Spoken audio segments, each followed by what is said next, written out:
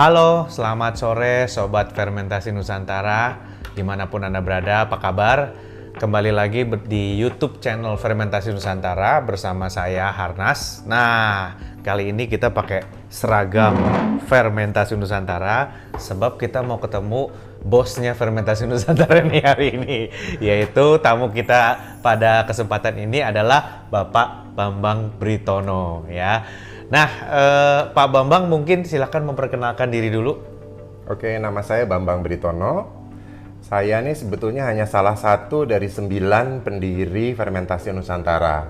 Dan kawan-kawan termasuk Kang Harnas nih juga salah satu pendiri yang kebetulan saya didaulat diminta untuk menjadi ketuanya.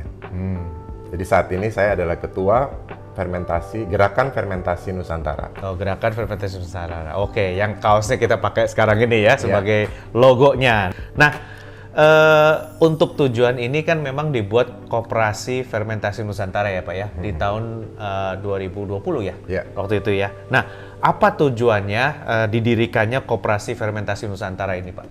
Oke. Sebetulnya koperasi kita nih unik karena koperasi kita namanya kan Koperasi Gerakan Fermentasi Nusantara. Betul. Betul kan? Betul. Ada gerakannya. Ada kata gerakannya. Ada bergeraknya. Ada yang bergerak gitu. Jadi sebenarnya mimpi kita tuh Koperasi Gerakan Fermentasi Nusantara bisa menjadi sebuah wadah gitu ya. Wadah untuk menampung segala macam pengetahuan, segala macam jenis-jenis, segala macam pakar-pakar, segala macam produk-produk yang terkait hasil-hasil fermentasi tradisional Nusantara. Gitu. Nah, sebagai wadah ini kita ingin membentuk satu platform, gitu kan, yang siapa saja bisa berdiskusi, bisa berdialog, bisa showcasing produknya, gitu kan. Sehingga nanti suatu saat ke depan kalau ada orang yang ingin tahu tentang fermentasi, kekayaan fermentasi Nusantara, itu tinggal kontak kita punya semua tuh direktorinya. Kita punya akses kepada tokoh ahli dan universitas-universitas yang memang memfokuskan dirinya ke fermentasi. Dan reminder aja memang bahwa fermentasi itu nggak cuma minuman ya Pak ya? Oh iya, itu range-nya itu luas dari mulai tempe udah pasti, tape, terus oncom, ya kan? Terus berbagai macam minuman lah udah pasti ya, arak, tuak, terus kecap manis itu juga satu industri lokal ya Pak ya? Iya. Yang berhubungan dengan fermentasi gitu. Terus macam-macam ada bakasang ya. Itu fermentasi dari perut ikan yang dipakai untuk memasak gitu. Nah, bahan-bahan masakan banyak nih. Ya Pak ya, ada di Bangka Belitung itu punya produk sendiri gitu kan. Terus kita punya tauco juga ya yang dari kedelai. Jadi banyak dan nasibnya ternyata nggak beda jauh ya Pak ya. Sama kalau kita pikir kalau alkohol oke lah ya, agak sulit perizinannya. Tapi tape juga sama-sama nasibnya ya Pak ya. Ketinggalan dibanding kimchi gitu. Nah ini yang jadi concern bersama ya Pak ya. Dan fermentasi Nusantara itu berarti kalau ada teman-teman yang produsen kombucha misalnya, boleh juga kontak kita ya Pak ya? Boleh sekali. Ya? Jadi ikut juga termasuk sebagai salah satu bahan binaannya fermentasi Nusantara ya Pak? Iya. Oke. Kang, mungkin juga perlu ditambahin Kang, selain itu kondimen tadi ya, kita sebut kondimen, kecap, tauco dan lain-lain. Ada juga minuman, ya kan, arak, tuak dan lain-lain. Juga ada makanan yang banyak sekali. Tapi juga jangan lupa Kang, mungkin Akang harus nerangin, ada produk-produk bahan baku yang kalau mau bernilai tambah tinggi itu harus difermentasi. Betul nggak Kang?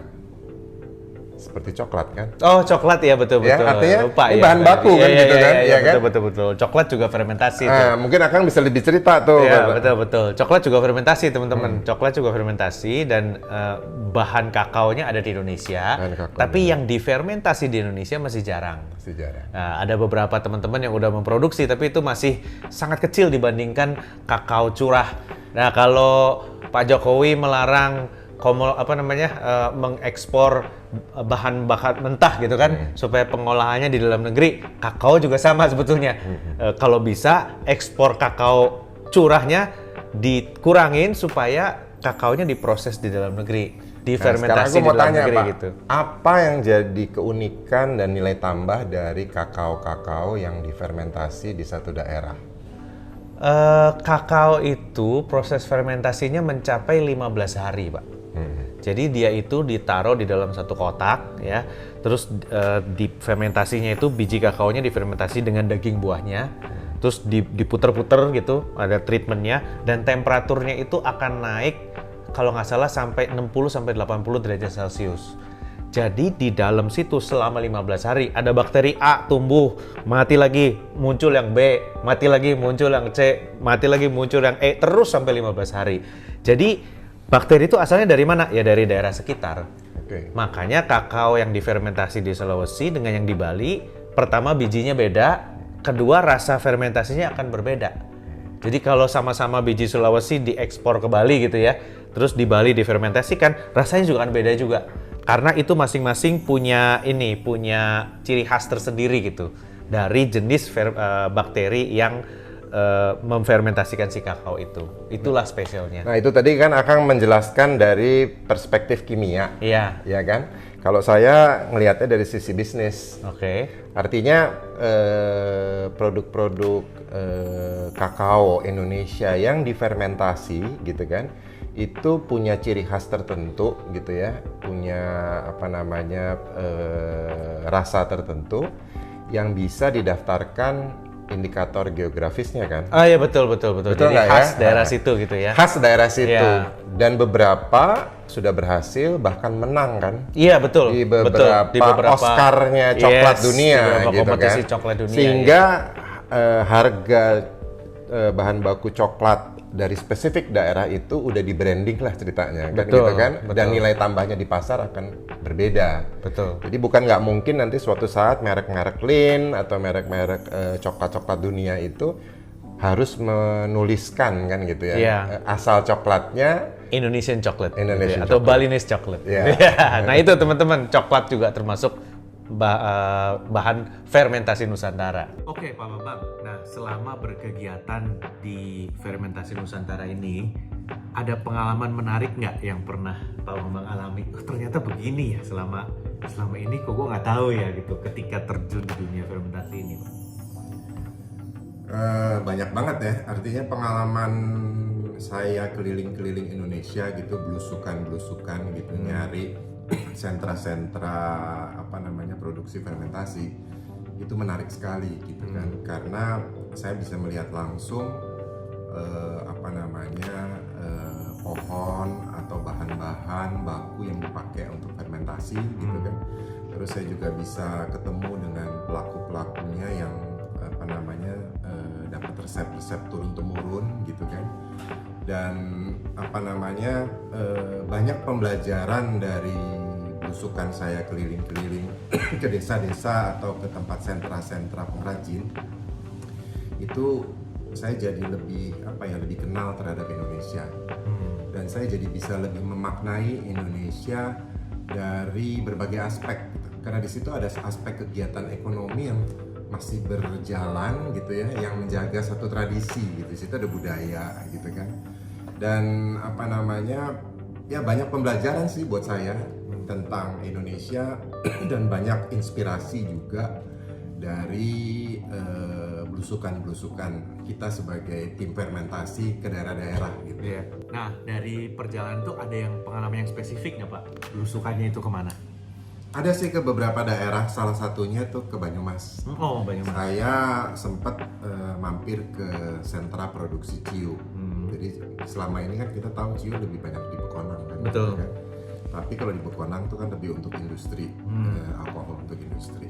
Nah kalau di Banyumas itu memang untuk minuman. Oh oke. Gitu. Dan uniknya kegiatan ini kan melibatkan banyak warga kampung gitu ya. Jadi hampir di setiap rumah itu mereka memproduksi ciu dalam skala yang kecil-kecil gitu, tapi banyak sekali gitu kan. Dan konon ceritanya bahwa dulu di Ciu itu pernah ada pabrik punya orang Tionghoa yang memproduksi ciu untuk kebutuhan Batavia gitu kan. Nah karena pabrik ini terus pindah ke Batavia, jadi ada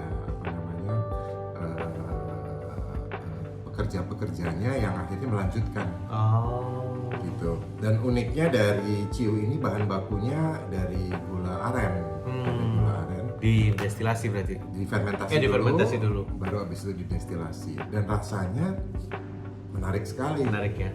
Karena ada rasa smoky-nya gitu ya.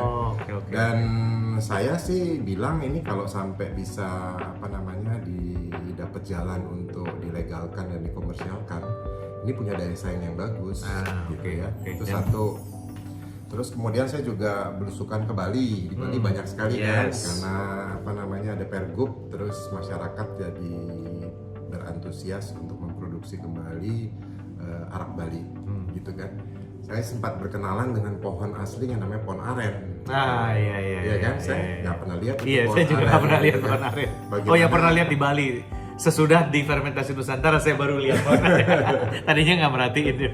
Ya gimana orang pagi-pagi menderas air niranya dari pohonnya gitu kan. Kemudian dan waktu menderas itu juga ada tradisi untuk menepuk mayangnya dan lain-lain supaya gitu. Produksinya bagus gitu ya. Jadi banyak sekali kearifan lokal yang menarik gitu kan. Dan juga ya senang sih lihat arak-arak Bali ini bisa lebih bergeliat, dan sudah mulai banyak artisan-artisan lokal yang mampu memberikan pemajuan dalam rasa, dalam aroma dan lain-lain, bahkan sudah membranding gitu kan. Sekarang arak Bali sebagian sudah dikomersialkan. Iya, gitu kan. betul. Di sisi lain saya juga menemukan hal yang saya kaget, itu tempe gitu. Kok banyak ada tempe modern ini malah justru dari Bali gitu kan. Iya, betul, kan? betul. Jadi tempe yang wujudnya tempe itu bisa merubah menjadi protein ball atau bisa jadi snacks yang lebih bergengsi, bahkan dikemas secara menarik gitu ya. Jadi saya percaya bahwa semua kearifan lokal itu kalau diberi pemajuan, diberi inovasi, dan diberi kesempatan, itu mampu untuk menjadi produk-produk unik khas Indonesia dan bersaing di dunia internasional termasuk ya Pak ya. Benar. Ya. Oke, menarik ya pengalamannya, macam-macam teman-teman, dan nggak cuma minuman aja, sekali lagi ya, makanan juga, tempe juga ya, dia macam-macam produknya gitu. Nah, apa saja yang sudah dilakukan Koperasi Fermentasi Nusantara selama ini Pak? Jadi kegiatan utama kita itu sebetulnya showcasing kan. Showcasing, oke. Ya, jadi showcasing semua kekayaan hasil-hasil dari fermentasi Nusantara gitu kan. Showcasing itu bisa macam-macam bentuknya, seperti Instagram yang kita Instagram live, Instagram podcast ini gitu kan. Termasuk juga upaya kita untuk reach out pemerintah. Betul, kita pernah meeting dengan Bea Cukai ya Pak ya, Bea Cukai, Kementerian Dirjen Agro, karena Dirjen Agro itu yang membawahi industri fermentasi itu Dirjen Agro ya Pak ya. Betul. Terus sudah gitu macam-macam ya Pak ya, dengan kalangan pemerintah, pariwisata juga ya. Pemda. Terus Kemenkomarinvest juga pernah kita ada meeting, dan kita sempat hampers ya Pak ya. Ya, ada kegiatan untuk membagikan hampers produk fermentasi Nusantara. Jadi satu keranjang. Terus kita kan diundang kan waktu itu sama Kementerian Pendidikan dan Kebudayaan. Betul ya. Kita pernah mengisi Pekan Kebudayaan Nasional tahun 2020 yang diadakan secara streaming. Tapi itu isinya tentang macam-macam kelas fermentasi Nusantara tuh. Dari mulai ada fermentasi buah, ada mulai rusip dan cincalok, gimana cara masaknya gitu. Sampai waktu itu ada Mas Rahmat yang mempraktekkan caranya fermentasi buah ya. Teman-teman kalau mau lihat videonya masih ada di website PKN ya. Itu tahun 2020 gitu. Jadi banyak juga ya Pak Bambang. Terus kita pernah mengadakan festival sendiri juga ya Pak ya, Festival Fermentasi Nusantara ya. Kita di Kemang dulu pernah mengadakan, kita kumpulin produk-produk fermentasi Nusantara di satu tempat.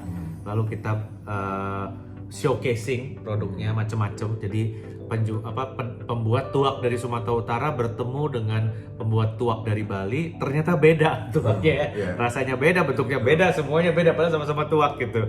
Jadi itu sangat menarik. Terus dengan universitas juga pernah ya Pak ya, dengan Universitas Podomoro waktu itu kita mengadakan acara bersama ya, dan waktu itu lintas departemen ya Pak ya. Kita adakan pertemuan dengan berbagai macam departemen yang berhubungan dengan fermentasi Nusantara ya.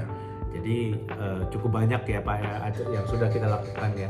Tapi untuk tujuan utamanya adalah untuk showcasing, karena itu yang paling dibutuhkan ya Pak ya. Showcasing and networking. Showcasing and networking, termasuk Sarina ya Pak ya. Kita dulu ke Sarina juga, dan kita pernah menyambungkan produk-produk arak Bali dengan Sarina ya. Jadi itu yang sudah dilakukan oleh Koperasi Fermentasi Nusantara. Nah, ke depannya Pak, apa aja nih programnya Fermentasi Nusantara ke depan? Ya, kalau menyambung tadi showcasing, kita masih banyak PR nih. Iya.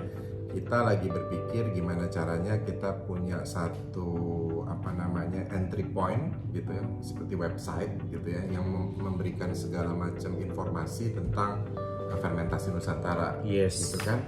Dan harapannya nantinya website ini bisa melibatkan pentahelix lah, ya kan, ada pemerintah, ada akademia, ada pelaku industrinya, ada masyarakat luas, dan juga ada teman-teman media gitu ya, supaya kita bisa sama-sama belajar dan sama-sama mengembangkan topik fermentasi Nusantara ini di Indonesia. Kira-kira itu sih tujuan kedepannya seperti itu ya. Kalau acara spesifik ada nggak Pak dalam waktu dekat ini?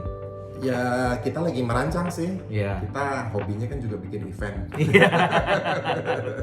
Kalau pas kita bikin event, kita ngumpul gitu kan. Ngumpul kita. Kebetulan ada sekarang untuk minuman fermentasi ada Lokaholic gitu ya. Ya, itu satu lounge yang khusus menghadirkan minuman-minuman fermentasi dan makanan-makanan lokal juga. Dari kita juga sering ketemu di situ ya. Dan cukup banyak yang rencana-rencana ke depan gitu ya. Tapi intinya untuk memuliakan produk fermentasi Nusantara ya Pak ya. Mulianya apa? Kalau belum ada di Hotel Mulia berarti belum mulia. Kalau kita masuk Hotel Mulia isinya semua produk impor, berarti produk kita belum mulia karena belum bisa masuk ke Hotel Mulia. Tambah lagi dong Kang, memuliakan, terus abis itu memberi pemajuan, dan ujungnya daya saing. Betul, memuliakan, pemajuan, dan daya saing ya. Nah, apa pesan Pak Bambang untuk generasi muda Indonesia yang belum kenal dengan potensi fermentasi Nusantara? Menurut saya nomor satu, bergabunglah dengan komunitas gerakan fermentasi Nusantara ya, supaya kita bisa berdiskusi, kita bisa berdialog, kita bisa membuat network gitu kan. Karena tentunya masih banyak nih kekayaan fermentasi Nusantara yang mungkin ada di belahan Maluku, di NTT yang kita belum tahu gitu kan. Kita ingin sebetulnya cita-citanya dari platform ini kita bisa membuat satu direktori lah tentang kekayaan fermentasi Nusantara gitu kan. Jadi buat para generasi muda, yuk bergabung dengan fermentasi Nusantara dan ceritakan apa yang daerah kalian miliki, apa keunikannya, untuk kita sama-sama bisa menggali lebih dalam apa potensinya. Ya betul, dan kalau teman-teman yang berminat caranya bagaimana, kita punya Instagram @fermentasi_nusantara. Silahkan DM ke situ, nanti itu Mas Rahmat yang jawab.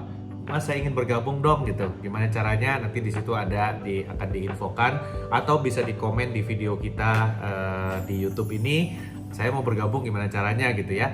Silakan, nanti kita akan jawab dan kita akan sambut bersama ya. Sebab kalau menurut Pak Bambang, urgent nggak sih memajukan fermentasi Nusantara ini Pak di zaman sesudah COVID seperti ini? Ya menurut saya sih dan teman-teman Fermenusa ini penting banget gitu. Kenapa? Karena salah satu strategi ketahanan dan kedaulatan pangan gitu. Kalau bisa kita mencukupi sendiri kebutuhan kita gitu. Bahkan nggak hanya untuk konsumsi kita sendiri gitu kan, tapi bagaimana apa yang kita produksi yang unik di setiap daerah itu bisa dinikmati oleh saudara-saudara kita di Nusantara atau bahkan lebih jauh lagi di dunia.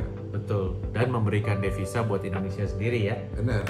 Karena memang sesudah COVID ini semua ekonomi dalam keadaan minus ya Pak. Kita aja bersyukur lumayan plus sedikit gitu ya, tapi mau bertahan sampai kapan gitu kan? Dan semua potensi yang ada itu harus dijual Pak. ya supaya ya jangan cuma batu bara dan nikel aja gitu kan. Apa yang bisa kita produksi sendiri itu harus kita jual semua dengan nilai tambah yang tinggi, baru neraca kita akan jadi positif gitu. Dan menurut saya fermentasi inilah modalnya, karena ya kalau bikin tempe masa sih Indonesia nggak number one gitu ya Pak ya. Kalau bikin tuak masa Indonesia nggak number one sih gitu. Orang itu produk dari Indonesia gitu ya. Tanaman aslinya semua Tanaman aslinya ada di sini. Jangan-jangan ada di pekarangan rumah. Jajan di pekarangan rumah. Kakao fermentasi Indonesia masih sih nggak bisa the best in the world. Orang kakao terbaik di dunia, salah satunya dari Sulawesi gitu kan. Masa kalau difermentasi nggak jadi lebih bagus gitu ya. Jadi itu tujuan kita bersama di Koperasi Fermentasi Nusantara. Ada pesan Pak Bambang terakhir untuk para penonton? Ya, pesan saya sih, yuk kita dorong topik fermentasi Nusantara ini di semua kegiatan kita. Bagi yang teman-teman di dunia pendidikan, yuk kita bikin riset-riset yang lebih banyak lagi tentang fermentasi Nusantara, baik itu bakteri, jamurnya atau mikroorganismenya, termasuk juga informasi-informasi tentang keberlimpahan. Karena Indonesia nih khususnya di pertanian nih kadang-kadang kita juga punya isu keberlimpahan kan. Misalnya salak, buah-buahan, dan lain-lain itu kalau nggak diolah umurnya pendek, 2 minggu habis itu udah busuk gitu kan. Nah kalau kita bisa berkolaborasi, memberikan teknologi fermentasi ini shelf life yang lebih lama gitu kan, bahkan meningkatkan rasa dan mutu, mudah-mudahan banyak keberlimpahan hasil panen kita itu bisa lebih bernilai. Iya, dan bisa dimanfaatkan dengan nilai ekonomi yang lebih tinggi. Oke teman-teman, terima kasih sudah mendengarkan diskusi saya Harnas bersama Pak Bambang Britono hari ini dari Fermentasi Nusantara. Jangan lupa like and subscribe dan nyalakan notifikasinya supaya dapat informasi jika ada video baru. Kalau butuh informasi mengenai Fermentasi Nusantara, silakan komen di bawah atau melalui Instagram di @fermentasi_nusantara. Nanti kami akan hubungi dan kita akan masukkan ke dalam komunitas kami. Sampai jumpa di forum Fermentasi Nusantara berikutnya. Saya Harnas, bye.